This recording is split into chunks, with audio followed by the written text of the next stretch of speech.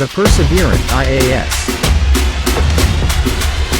चलिए शुरुआत करते हैं अपने डेली के करंट अफेयर के सेशन को, जो परसेवरेंट आईएएस की तरफ से चला आ रहा है। जीएस लिंक करके हम लोग पढ़ते हैं। जो भी टॉपिक न्यूज़पेपर में डेली करंट अफेयर में इंपॉर्टेंट होता है वो आपके लिए यहाँ पर लाया जाता है। आपके एग्ज़ाम को देखते हुए बीपीएससी 70,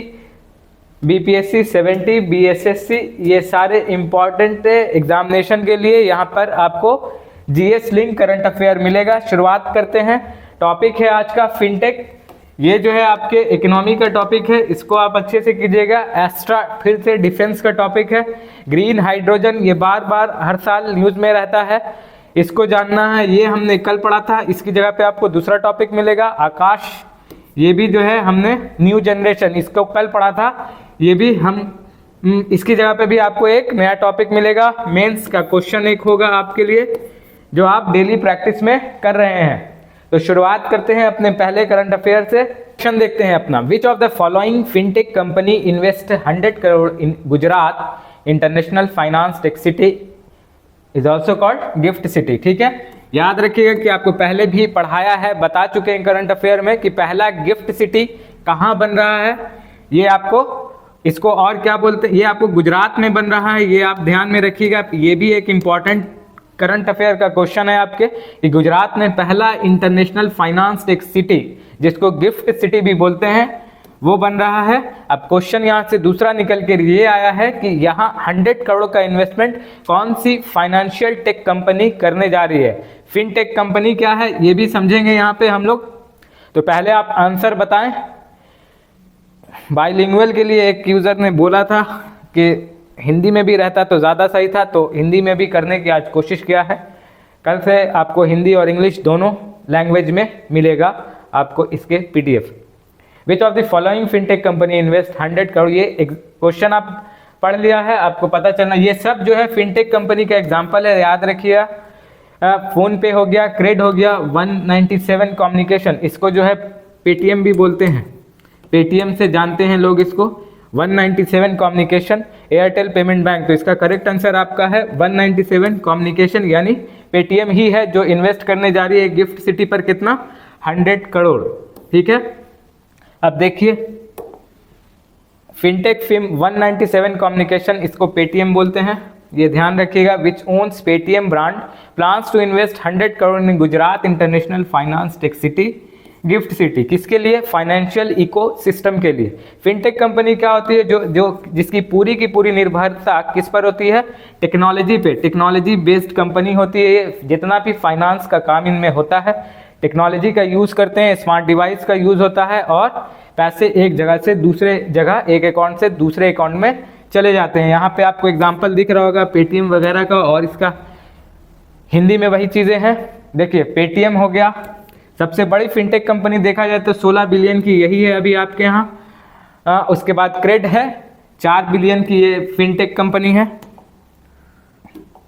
4 बिलियन की आपकी क्रेड फिनटेक कंपनी है। पीबी पॉलिसी बाजार, उसके बाद पाइन लैब्स, रोजर पे, आपका जो भी एग्जामिनेशन का फीस सबमिट होता है, ऑनलाइन एग्जामिनेशन का जो फीस सबमिट करते हैं आप, वो रोजर पे के थ्रू ही होता है। जीरोधा भी एक बड़ी कंपनी है। ठीक है, भारत पे इंटरफेस पेमेंट, यूपीआई जो आप पूरा ट्रांजैक्शन करते हैं, भीम भारत पे, ये इसी से होता है आपका, भारत पे के थ्रू। ये सारी एग्जांपल है आपकी फिनटेक की, और ये सब टेक्नोलॉजी बेस्ड कंपनी है। इसके लिए और फाइनेंशियल ट्रांजैक्शन टेक्नोलॉजी का जब यूज़ करके कोई कंपनी करती है तो उसी को फिनटेक कंपनियां बोलते हैं। ये आप ध्यान में रखिएगा। आगे बढ़ते हैं और नेक्स्ट क्वेश्चन देखते हैं करंट अफेयर से, ये इंपॉर्टेंट है आपका, इसको ध्यान में रखिएगा। तो आगे देखते हैं नेक्स्ट। ये देखिए, ये भी एक इम्पॉर्टेंट न्यूज़ है जिसको आपको ध्यान में रखना है कि भारत 2028 तक $5 ट्रिलियन जीडीपी के साथ होगा तीसरी बड़ी अर्थव्यवस्था। ठीक है, किसने कहा है ये? निर्मला सीतारमण। ठीक है, जो आपकी फाइनेंस मिनिस्टर है, यूनियन फाइनेंस मिनिस्टर हैं। यहाँ पे और भी कुछ इंपॉर्टेंट न्यूज़ है, उसको देख लीजिएगा एक बार। तो ये आपके लिए इम्पॉर्टेंट है कि इन्होंने बताया कि अर्थव्यवस्था की दृष्टि से इंडिया जो है 2028 तक जो है आपको तीसरे नंबर पर आ जाएगा। अभी जो बात करें तो ग्लोबल जीडीपी की, अभी ग्लोबल जीडीपी में पहले नंबर पे यूएसए है। ठीक है,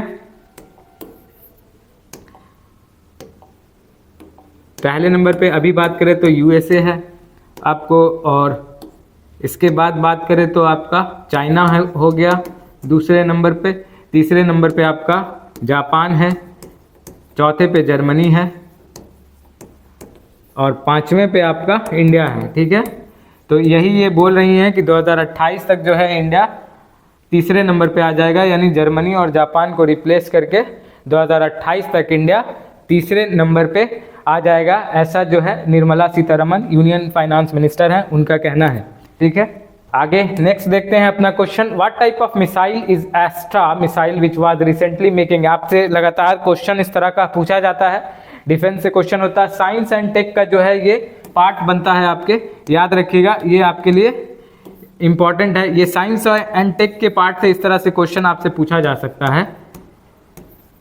ये साइंस एंड टेक का पार्ट हो गया। What type of missile Astra missile which was recently making news. कौन से किस टाइप का मिसाइल है ये बताना, एयर टू एयर मिसाइल है, सरफेस टू सरफेस मिसाइल है, एयर टू सरफेस मिसाइल है या सरफेस टू एयर मिसाइल है, और ये एस्ट्रा किसके थ्रू बनाया गया है ये भी आप ध्यान में रखिएगा। भारत डायनामिक लिमिटेड के तरफ से ये बनाया गया है, डीआरडीओ की तरफ से नहीं है, ये याद रखिएगा। भारत डायनामिक लिमिटेड ये हैदराबाद बेस्ड कंपनी है जो 1971 में बनी थी, इसके थ्रू ये बनाया गया है। एयर टू एयर मिसाइल है ये ध्यान में रखिएगा। आगे देख लीजिए आप, the ministry of state for defence recently initiated the delivery of indigenous developed Astra missile to the Indian air force. ठीक है, दे दिया गया है किसको, इंडियन एयरफोर्स को। इंडियन एयरफोर्स के लिए यहाँ से कई बार आपको बताया है कि इसके COAS chief of army staff कौन, चीफ ऑफ एयरफोर्स स्टाफ कौन है इसके, ये आपको पहले भी बताया है, विवेक राम चौधरी, ये ध्यान में रखिएगा। भारत डायनेमिक इन हैदराबाद, ठीक है, ये 1971 में बनी थी ये कंपनी और ये डिफेंस के लिए काम करती है। ठीक है, ये डीआरडीओ के साथ मिलकर काम करती है और इंडियन आर्मी के लिए डिफेंस सिस्टम तैयार करती है। ये इंपॉर्टेंट है, ये एयर टू एयर मिसाइल है, यहाँ पर मेंशन है, इसको आप ध्यान में रखिएगा। ठीक है, crafted by the defence research and development DRDO 1958। ठीक है, हेडक्वार्टर न्यू दिल्ली। ये कब बनी थी डीआरडीओ, कल भी आपको शायद ये न्यूज़ में था, तो हाँ कल किस लिए न्यूज़ में था, कल न्यूज़ में था आपका कि आकाश न्यू जनरेशन बना था, तो ये न्यूज़ में था, तो आपको बताया था 1958 में जो है डीआरडीओ बना है और न्यू दिल्ली में इसका हेडक्वार्टर है। ठीक है, BDL इसी को शॉर्ट में लिखा गया है। The Astra MK1 integrated with Su-30 MK1 aircraft boat, range of 80 to 110 kilometre, यानी 80 से 110 किलोमीटर का रेंज है, ये ट्रैवल है। मैक स्पीड इसकी कितनी है 4.5। ये मैक स्पीड क्या होता है, असल में रेशियो होता है किसका, किसी भी ऑब्जेक्ट के स्पीड को आप साउंड के स्पीड से रिलेट करते हैं तो उसी को कहते हैं मैक स्पीड। ये आप आगे आपको देखने को भी मिलेगा, जब किसी ऑब्जेक्ट की स्पीड आप मैक स्पीड ऑफ साउंड के साथ रिलेट करते हैं तो वही आपकी मैक स्पीड कहलाती है। अब ये देखिए एस्ट्रा मिसाइल स्नैपशॉट, मीनिंग इसका संस्कृत से नाम लिया गया है, नामकरण हुआ है। इस तरह के क्वेश्चन भी पूछे गए हैं, इसलिए आप ध्यान में रखिए कि इसका नाम जो है संस्कृत भाषा पे रखा गया है। रेंज इसकी 70 किलोमीटर है, speed over 555 kilometre per hour, इसीलिए मैक स्पीड देख लीजिए कितनी है। देखिए सबसोनिक स्पीड जो है मैक स्पीड से कम होती है, ट्रांससोनिक स्पीड मैक स्पीड के बराबर होती है और सुपरसोनिक स्पीड मैक स्पीड से ज़्यादा होती है। तो ये सुपरसोनिक से भी ज़्यादा फास्ट मिसाइल है, इसीलिए इसको यहाँ, क्योंकि यहाँ पे बताया जा चुका है कि कितनी 4.5 है। ठीक है, तो यहाँ से आपको पता चल रहा है मैक स्पीड, तो ये आपके लिए इम्पॉर्टेंट है, इसको आप याद रखिएगा। एस्ट्रा मिसाइल डेवलप्ड डीआरडीओ के थ्रू नहीं हुआ है, ये याद रखिएगा, ये BDL के थ्रू हुआ है, Bharat dynamic limited Hyderabad based company है ये। ठीक है, आगे बढ़ते हैं और नेक्स्ट इम्पॉर्टेंट क्वेश्चन देखते हैं आपके, और डिफेंस मिनिस्टर कौन है आपके, राजनाथ सिंह, ये आप ध्यान में रखिएगा। एक चीज़ याद रखिएगा कि भारत में जो भी मिसाइल बनती है तो एक प्रोजेक्ट स्टार्ट हुआ था आपका IGMDP, ठीक है, integrated guided missile development programme. ये कब शुरू हुआ था? 1982-83 में APJ अब्दुल कलाम के नेतृत्व में ये स्टार्ट हुआ था और इसी के तहत जो है आपकी जितनी भी मिसाइल है वो बनती है। इसको आप ध्यान में रखिएगा। जैसे कि आपका हो गया SSM मिसाइल, ठीक है, surface to surface missile, surface to surface missile, ये हो गया शॉर्ट रेंज, ये हो गया लॉन्ग रेंज, और इसके बाद सरफेस टू एयर मिसाइल, ठीक है, शॉर्ट रेंज ये भी हो सकता है और लॉन्ग रेंज हो सकता है। ये सारी मिसाइल है और इसका एग्जाम्पल क्या होता है? इसके एग्जाम्पल की अगर बात करें तो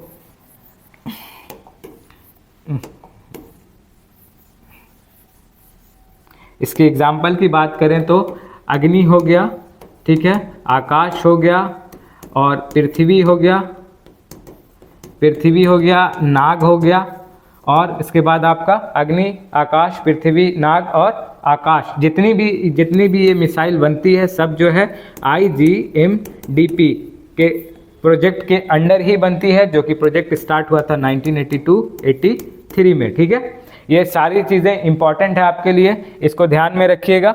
और यहाँ से क्वेश्चन लगातार साइंस एंड टेक के डिपार्टमेंट से पूछा जाता है आपसे। आगे बढ़ते हैं और नेक्स्ट क्वेश्चन देखते हैं। चीज़ लगता है यहाँ पर मिस्टेक हुआ है, देखते हैं इसको। हाँ, ये साइंस एंड टेक का पार्ट हो गया। भारत डायनेमिक लिमिटेड 1971 नहीं 1970 है, ये ध्यान में रखिएगा। 1970 में बनी थी ये कंपनी और हैदराबाद बेस्ड कंपनी है, इसको आप ध्यान में रखिएगा। यहाँ पर आप सही कर लीजिएगा, 71 मैंने बताया था शुरू में। आगे बढ़ते हैं और एक रिपोर्ट जारी की गई है जिसका टाइटल है green hydrogen enabling measure road map for adoption in India has release by. किसके थ्रू ये रिलीज़ की गई है ये आपको बताना है। ग्रीन हाइड्रोजन एक बहुत चर्चा का विषय है इन्वायरमेंट की दृष्टि से और इम्पॉर्टेंट टॉपिक भी है आपके लिए इन्वायरमेंट। तो यहाँ से जो भी चीज़ें इनसे मिलती जुलती होंगी आपसे क्वेश्चन वहाँ से बन सकता है। तो कौन सी इंस्टीट्यूशन ने इस चीज़ को, इस रिपोर्ट को जारी किया है? ये जो रिपोर्ट है जिसका टाइटल आपको बताया green hydrogen enabling measure road map for adoption in India has release by, किसके थ्रू रिलीज़ की गई है? World Economic Forum, World Bank, World Development Journal या ग्लोबल इंडेक्स जर्नल, किसके थ्रू लॉन्च किया गया है? तो ये वर्ल्ड इकोनॉमिक फोरम के थ्रू लॉन्च किया गया है। रिपोर्ट ये जारी किया गया है और इसके साथ साथ एक और कंपनी थी साथ में, बेन एंड कंपनी। ये दोनों जो है एक NGO है, इस बात को आप ध्यान रखिएगा। और ये कब बनी थी ये NGO? 1971 में, ठीक है। इन्होंने ये रिपोर्ट जारी किया है green hydrogen production cost need to be reduce to less than और इक्वल टू $2 पर kg। इनके अनुसार जो है इंडिया में जो ग्रीन हाइड्रोजन बने या बनेगा उससे जो है उसका प्रोडक्शन कॉस्ट क्या रहेगा? $2 पर kg, ठीक है। अब आगे ग्रीन हाइड्रोजन को समझते हैं। इसका वर्ल्ड इकोनॉमिक फोरम का हेडक्वार्टर याद रखिएगा कहाँ है? जिनेवा स्विट्जरलैंड में, ठीक है। यूरोपियन नेशन है और इसको नॉर्डिक कंट्री भी बोलते हैं। आगे बढ़ते हैं। India is currently the third largest economy in the world in terms of energy need, ठीक है। ऊर्जा की खपत के अनुसार अगर देखा जाए तो भारत जो है तीसरे नंबर पे है। जाहिर सी बात है, बड़ा नेशन है, बड़ा राष्ट्र है और सबसे ज़्यादा आबादी वाला राष्ट्र है, तो इसलिए इतनी एनर्जी, इतनी ऊर्जा तो चाहिए। और एक बात ध्यान रखिए कि सबसे बड़ा कंज्यूमर कौन है, एनर्जी का यूज़ सबसे ज़्यादा कौन नेशन करता है? तो वन एंड ओनली चाइना, याद रखिएगा। उसके बाद USA है, उसके बाद आपका इंडिया है। ये भी आपके लिए इम्पॉर्टेंट है, इसको ध्यान में रखिएगा। At the same time India has set to commitment to achieve net zero by 2070। और इंडिया ने ये कमिटमेंट भी किया था कि क्या है बल्कि कि 2070 तक नेट ज़ीरो कार्बन प्रोड्यूस होगा। कहाँ? इंडिया में। और ये कब किया गया था? United nation climate change conference in Glasgow COP26, ठीक है। ये कहाँ हुआ था?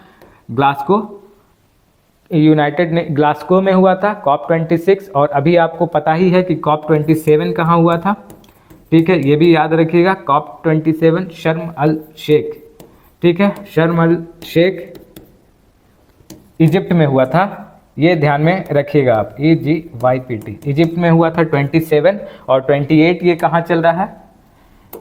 28 ये चल रहा है आपके UAE में, ठीक है, यूनाइटेड अरब एमिरेट्स। COP28 कहाँ हो रहा है? UAE में, दुबई में। ये आप ध्यान में रखिएगा। ये आपके इंटरनेशनल इवेंट, नेशनल और इंटरनेशनल इवेंट से क्वेश्चन पूछा जाता है, तो यही सब क्वेश्चन होता है।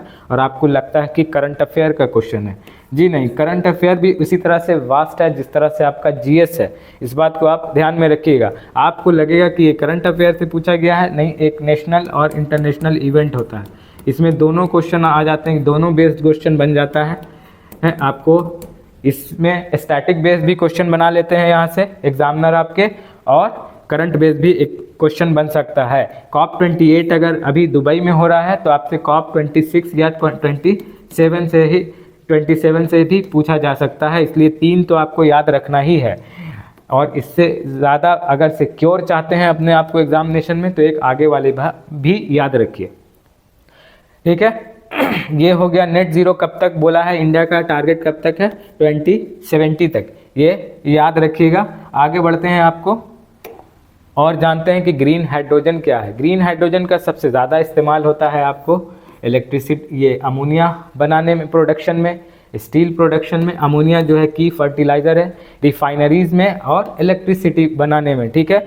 और हाइड्रोजन कितने टाइप का होता है यहाँ पे आपको मेंशन किया हुआ है। कार्बन की दृष्टि से अगर देखा जाए तो हाइड्रोजन 3 तरह का हो सकता है। एक है आपका हायर कार्बन, जो कि सबसे ज़्यादा नुकसानदेह होता है। इसके बाद एक लोअर कार्बन और एक ज़ीरो कार्बन। और इसमें सब तरह से बताया गया है कि ब्राउन कार्बन आपको कैसे मिलता है। Hydrogen produce as a product of industrial process. Industrial process से जो भी हाइड्रोजन बनता है वो ब्राउन हाइड्रोजन है। और ये सबसे ज़्यादा जो है कार्बन की मात्रा अपने अंदर रखे रहता है, तो ये सबसे ज़्यादा इन्वायरमेंट को नुकसान पहुंचाता है, ये ध्यान में रखिएगा। ग्रे हाइड्रोजन में क्या होता है?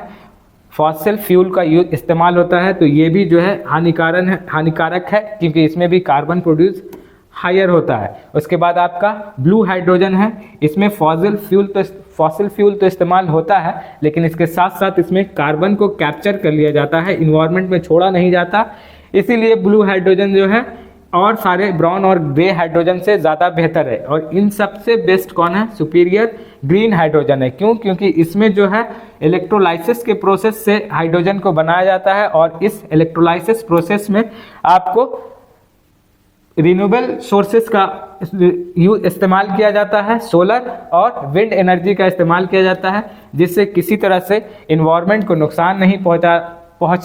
इसी वजह से ग्रीन हाइड्रोजन जो है अपने आप में ही भविष्य का ईंधन कहला रहा है। इस चीज़ को आप ध्यान में रखिएगा। यहाँ पे जो भी आपको बताया गया आपके एग्जाम के साइंस एंड टेक के इम्पोर्टेंट, साइंस के पार्ट से, इकोनॉमी के पार्ट से बहुत ज़्यादा इंपॉर्टेंट है, सारा पार्ट यहाँ पे कवर हो जाता है। इसीलिए हम इसको बोलते हैं कि ये करंट अफेयर जो है आपका जीएस से लिंक है, ठीक है। तो आपको ज़्यादा फ्रूटफुल होगा। जानकारी थी आपको दे दिया गया। इसके साथ साथ एक और चीज़ ध्यान में रखिएगा कि एनुअली प्रोड्यूस ग्रीन हाइड्रोजन का कितना इंडिया कर रहा है, तो 6.5 MMTPA, ठीक है, TPA, million metric tonne per annual, ठीक है। सालाना जो है 6.5 million metric tonne per annum utilise कर रहा है। कौन? इंडिया। ग्रीन हाइड्रोजन किस फील्ड में? स्टील में, रिफाइनरीज में और अमोनिया प्रोड्यूस में। आगे बढ़ते हैं और नेक्स्ट क्वेश्चन देखते हैं अपना। India recently sign a long term agreement for the export of power with which neighbour country. कौन सी पड़ोसी मुल्क के साथ इंडिया जो है पावर को एक्सपोर्ट करेगा, ठीक है। इलेक्ट्रिकल पावर की बात हो रही है, ये आप ध्यान में रखिएगा। बताइए, सारे के सारे जो है आपके पड़ोसी मुल्क हैं, नेपाल, भूटान, श्रीलंका और बांग्लादेश, ठीक है। तो इसका करेक्ट आंसर बताइए आप।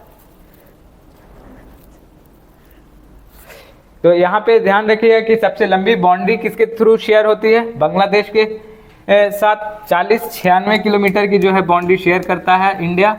इसके बाद आपके चाइना के साथ 34-88 किलोमीटर की जो है बाउंड्री शेयर करता है। इसके बाद पाकिस्तान है, ये 3 इंपॉर्टेंट है, इसको आप ध्यान में रखिएगा। 33-23 किलोमीटर पाकिस्तान के साथ, ठीक है। ये आपका बांग्लादेश हो गया, ये आपका चाइना हो गया, ठीक है। और इसके बाद आपको नेपाल हो गया, इसके बाद आपको म्यांमार, फिर भूटान, फिर आपके अफगानिस्तान। अफगानिस्तान के साथ सबसे छोटी बाउंड्री 106 किलोमीटर की, ये आप ध्यान में रखिएगा। डोरंड लाइन जो है आपको अफगानिस्तान और इंडिया के बीच है। मैकमोहन लाइन जो है आपको इंडिया चाइना के बीच में है, और रेड क्लिफ इंडिया पाकिस्तान के बीच में। ये सारी स्टैटिक जानकारी याद रखिएगा। यहाँ पर जो है नेपाल के साथ जो है पावर का एक्सपोर्ट करेगा कौन? India. Memorandum of understanding sign हुआ है किसके किसके बीच में? नेपाल के प्राइम मिनिस्टर, ठीक है, नेपाल के प्राइम मिनिस्टर और इंडिया के प्राइम मिनिस्टर के साथ मेमोरेंडम ऑफ अंडरस्टैंडिंग हुआ है। Launching connectivity project and signing, यही प्रोजेक्ट साइन हुआ है किनके साथ? अभी जो है विजिट किया था नेपाल के प्राइम मिनिस्टर ने लुम्बिनी को, ठीक है, the birth place of Buddha. याद रखिएगा कि लुम्बिनी जो है बर्थ प्लेस है किसका? बुद्धा का। ये जो है एंसेंट हिस्ट्री से भी क्वेश्चन होता है आपके, इस बात को आप ध्यान में रखिएगा, ठीक है। मिनिस्टर फॉर अ बुद्धिस्ट विहार, ये हुआ था अभी recently, being build with Indian assistance, ये ध्यान में रखिएगा। और यहाँ से एक बात आप इंपॉर्टेंट याद रखिएगा कि नेपाल के प्राइम मिनिस्टर कौन है? पुष्प कमल दहल, ठीक है, पुष्प कमल दहल, ये नेपाल के आपके प्राइम मिनिस्टर हैं। इनको आप ध्यान में रखिएगा, ये इंपॉर्टेंट जानकारी है जो कि आपके एग्जाम में पूछी जाती है। ये रहा आपका नेपाल और इंडिया जो है बाउंड्री शेयर, आपको हम बताया कि बांग्लादेश सबसे बड़ी करता है, उसके बाद आपको चाइना, ठीक है, इसके बाद आपको पाकिस्तान, राजस्थान और पंजाब, और उसके बाद जम्मू एंड कश्मीर। ये सारे जो एरिया हैं टच करते हैं आपके किसके साथ? पाकिस्तान के साथ, ठीक है। आगे देखिए, एक आपको हिस्ट्री बाइट्स मिल गया है। ये बहुत लॉर्ड कर्जन जो है इम्पॉर्टेंट हस्ती हैं, वायसराय हैं, इनको आप याद रखिएगा, इम्पॉर्टेंट है ये। एक बाइट आपको दिया है हिस्ट्री का, इनके थ्रू जो है फॉरेन पॉलिसी जो थी इनकी, वो ध्यान में रखिएगा, पढ़ लीजिएगा। यहाँ से एडमिनिस्ट्रेटिव रिफॉर्म्स इनके द्वारा जो हुआ था वो देख लीजिएगा। एग्रीकल्चर में जो इनका योगदान रहा, जो भी इनकी एग्रीकल्चर से रिलेटेड पॉलिसी आई, ये सब इम्पॉर्टेंट है, और इनका टेन्योर भी इम्पॉर्टेंट है, ये ध्यान में रखिएगा। अदर रिफॉर्म्स जो इनके थ्रू आया, ठीक है, पार्टीशन ऑफ बंगाल बहुत इंपॉर्टेंट टॉपिक है, इनसे रिलेटेड है, इन्हीं से रिलेटेड है, ये सारी चीज़ आप अपने ध्यान में रखिएगा। नॉर्थ वेस्ट फ्रंटियर प्रोविनेंस के खिलाफ जो भी पॉलिसी इन्होंने लाया था, ये सब इम्पॉर्टेंट है। ये आपको रोज़ाना अब एक ऐसा ही बाइट मिलेगा हिस्ट्री का, कभी ज्योग्राफी का, कभी पॉलिटी का, ठीक है, जो आपके एग्जाम के प्रोस्पेक्टिव से इंपॉर्टेंट होगा। इस एक पेज से आपके हर एग्जाम में क्वेश्चन देखने को मिल सकता है, ठीक है। आगे बढ़ते हैं, और जो आपका रोजाना का एक इंपॉर्टेंट मेंस का क्वेश्चन है वो देख लीजिए। What is the blueprint proposed by the report for the evolution of green hydrogen in India? Bharat में ग्रीन हाइड्रोजन के विकास के लिए रिपोर्ट द्वारा प्रस्तावित ब्लूप्रिंट क्या है? उस रिपोर्ट को पढ़िएगा तो आपको ग्रीन हाइड्रोजन से रिलेटेड बहुत सारी जानकारी मिलेगी, जो आपके एग्जाम के प्रोस्पेक्टिव से साइंस एंड टेक का पार्ट कवर करता है, ठीक है। पढ़ते रहिए, कंटिन्यू और तैयारी करते रहिए, ठीक है। कल फिर मिलेंगे अपने नए सेशन के साथ।